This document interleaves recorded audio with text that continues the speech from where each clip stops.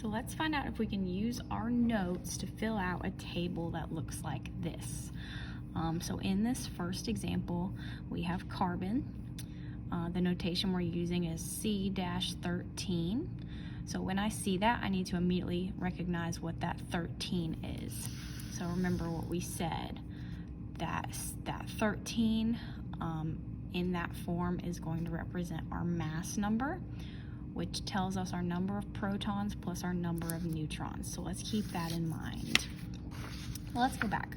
So first thing on our list is, what is the atomic number? So remember again that the atomic number is the number on the periodic table, and it doesn't ever change.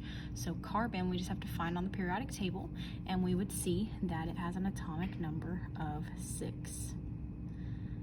Okay, so now that we have the atomic number, let's figure out what that tells us. The atomic number tells us the number of protons. So if we go back to our chart, we should know that the atomic number and the number of protons are always going to be the same. The next column in our chart is the mass number column. Guess what? We already said we know what the mass number is. We said it was 13. So I can go ahead and plug that in right there. Again, I'm going to remind you what the mass number tells us. It tells us the number of protons plus the number of neutrons. So if we think about that, we can kind of turn that into a math problem.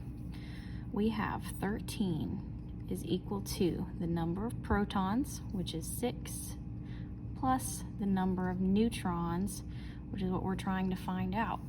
So what can we plug in this blank that's going to tell us the answer? 6 plus x equals 13. Hopefully we can figure out that that number is 7. So that means our number of neutrons is 7. Now we're just left with our number of electrons. So once again, we are assuming that all atoms are neutral. Let's remember what a neutral atom is. In a neutral atom, protons have to equal electrons because positives have to equal our negatives. So if our protons have to equal our electrons, then we already know our answer.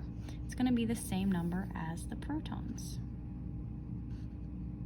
Okay, and so that's the process you want to use to fill out the rest of the chart.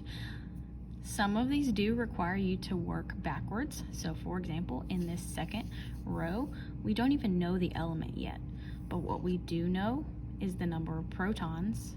So if we know the number of protons, we should be able to use that to figure out the atomic number.